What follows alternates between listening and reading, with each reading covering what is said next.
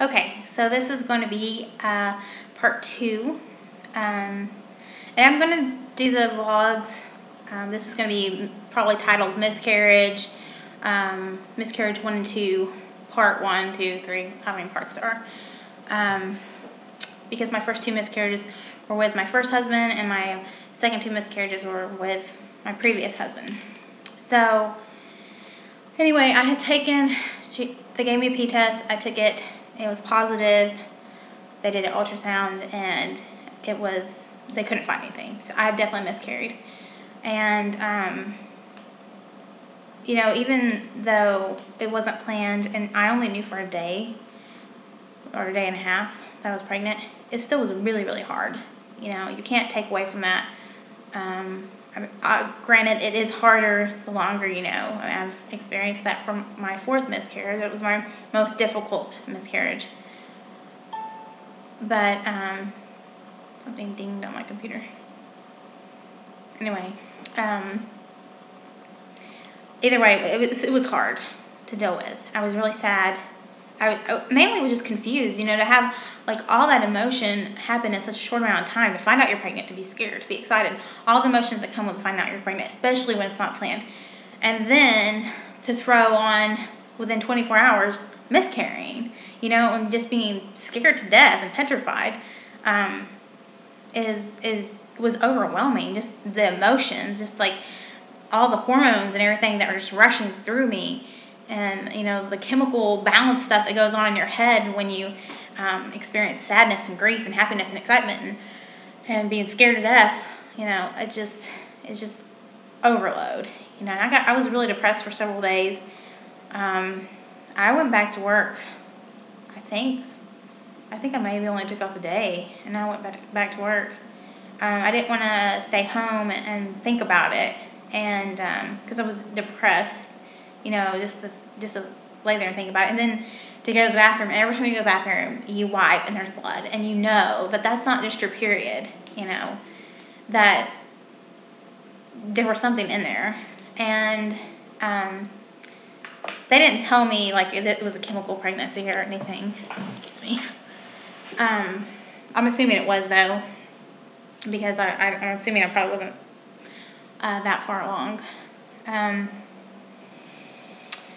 So that was, where's my list? That was my first miscarriage. I'm trying to think if there is anything else that went along with that.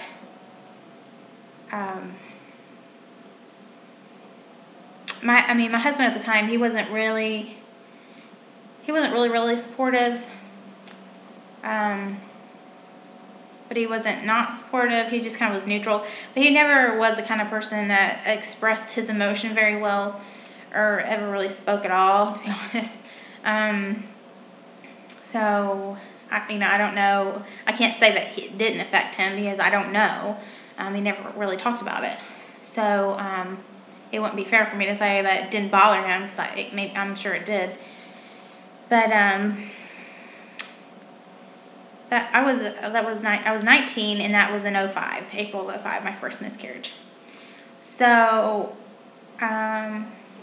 in May of 06, I was 20 at the time, we had bought our first house, and things had already started kind of getting rocky in our relationship, more so, because at this point we were together like 3.5 years.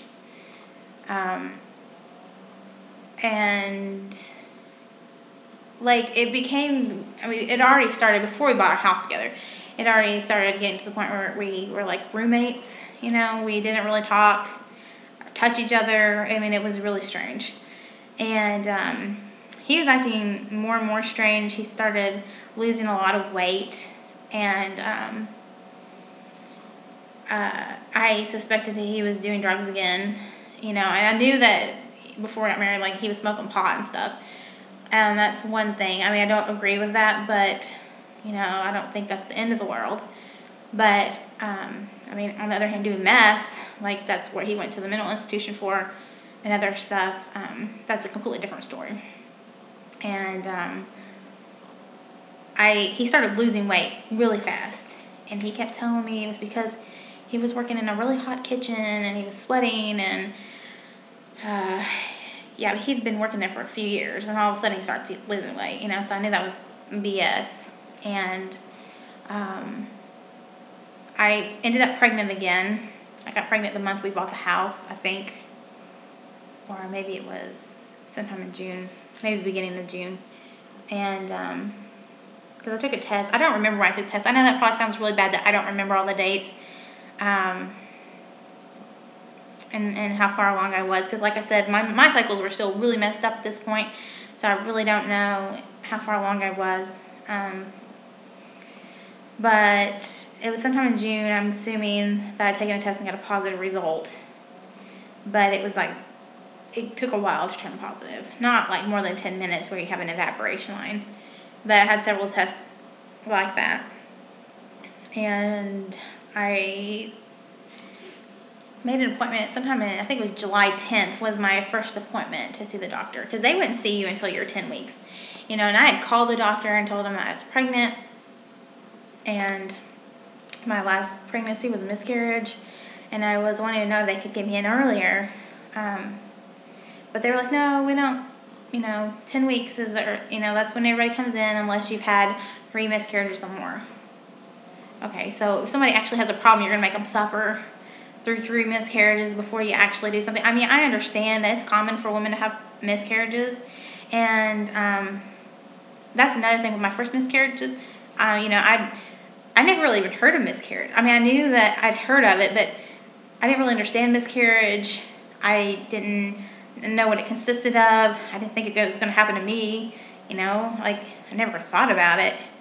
And so it's a shock when it happens to you. And, you know, you hear about other women having miscarriages, but you just don't really, you're like, oh, well, that sucks. But, you know, you don't really think about it happening to yourself. But it is really common for women. I mean, it's something like between 15 and 30% of pregnancies end in miscarriage. And that they even think it's greater than that, like even over 50% of conceptions that end in miscarriage, meaning most of those probably happen before you take a test and it's positive, that you've probably conceived and then you've miscarried it. So, but I didn't realize it was that common, you know. I didn't know anything about miscarriage until it started happening to me. But anyway, back to my second miscarriage. They wouldn't let me get into the doctor's office earlier, and so I just was going to have to wait it out, and waited a couple weeks, and then I woke up one morning, and I was cramping. I mean, it kind of woke me up out of my sleep, and I went to the bathroom, and there was just bright red blood. And so I woke up my husband, and I was like, it's happening again. We've got to go to the doctor. We have to go now. Because last time it was, the first pregnancy, it was like at night. It was already probably like 8 o'clock at night when I started bleeding. So there wasn't, I mean, there was the ER, but there's no doctor's office open.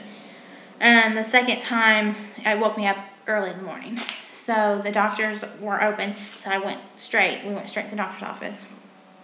And the nurse practitioner, she checked my cervix. And she says, well, your cervix is still closed. And so I'm like, okay, well, that must be good. I didn't really know what that meant either. But all I know is I was bleeding really heavy and I was passing clots. And I'm thinking, okay, you know, she seemed like, she said my cervix is still closed, but it looked like it was definitely going to end, you know. But she said it in nicer terms, I guess. So I went and had an ultrasound done, and there was, it was the nurse, not a nurse, what are they called? X-ray techs or ultrasound techs that did it, and they can't really say anything to you when you're getting an ultrasound done. So I could see on the screen though that there was this black, like, sac, and I didn't know what that was, but I think I had a blighted ovum with that pregnancy. There was no baby forming in it. And I'm going to pause this video and start another one.